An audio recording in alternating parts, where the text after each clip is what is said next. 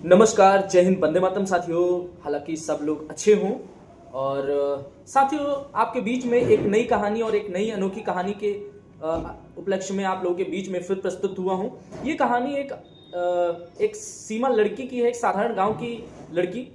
ये कहानी का विषय है अवसर की ताकत।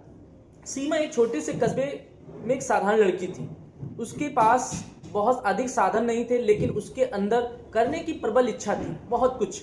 सीमा का मानना था कि हर मुश्किल में एक नया अवसर छुपा रहता है। एक दिन उसके स्कूल में भाषण देने की प्रतियोगिता थी और सीमा को बोलने में बहुत डर लगता था, लेकिन उसको यह पता था कि उसके लिए एक बड़ा अवसर हो सकता है। दोस्तों ने उसे हतोत्साहित किया, बहुत ज़्यादा उसको चिढ़ाया और बहुत परेशान किया, लेकिन उसकी माँ का कहना था, या माँ उसकी कहती रहती थी कि डर और अवसर एक ही सिक्के के दोनों पहलू हो। तुम चाहो उसे डर को अवसर में बदल दो या डर को डर में जीने दो। सीमा ने माँ की बात को दिल में बसाया और हिम्मत जुटाकर प्रतियोगिता में भाग ले लिया।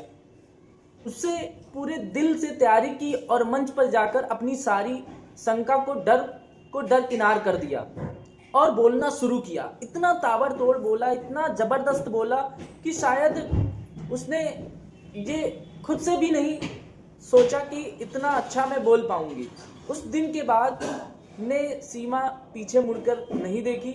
वह हर एक नए अवसर की चुनौती को स्वीकार करती थी और अपने जीवन में सफलता की ऊंचाई छूने लगी। साथियों, ये जो कहानी है, ये सीख देती है कि इंसान, उसकी आवाज़ में एक आत्मविश्वास था और उसने अपनी आवाज़ से सबको प्रभावित कर दिया और वो प्रतियोगिता जीत गई।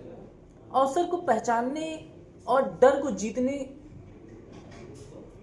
से ही सफलता मिलती है। हर मुश्किल में छुपे अवसर को समझें और अपनी ताकत को और मजबूत बनाएं। साथियों, इसी कहानी को मैं विराम देता हूं और आपके बीच में एक नई स्टोरी के साथ फिर से आने का कष्ट करूंगा। Thank you. जय हिंद।